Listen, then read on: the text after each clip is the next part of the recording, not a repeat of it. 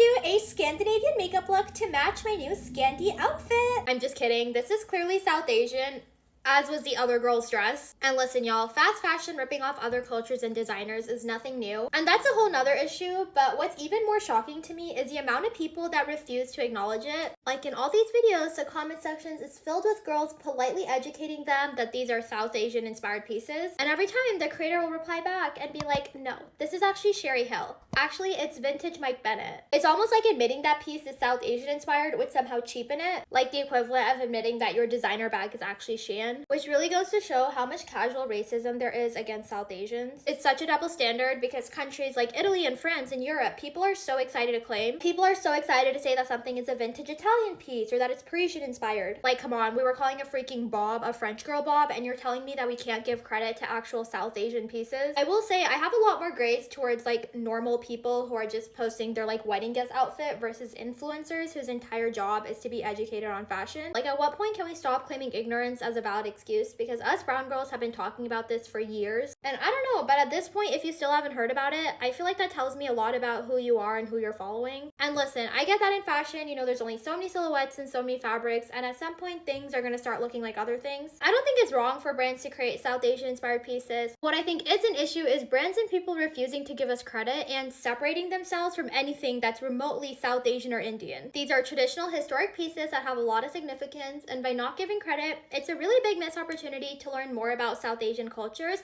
and real South Asian designers are just struggling. I don't know, I guess this whole experience has been very telling about all the internalized racism people have against South Asians. It really makes you wonder why calling something vintage Indian isn't as cool or exciting as calling something vintage Italian. I know it's a complicated issue, so let me know your thoughts. Like, do you like that brands are duping these traditional pieces, or would you rather people only buy from South Asian designers? It's frustrating that even at a time when South Asian pieces are so trendy, South Asian brands and South Asian people are not benefiting from it.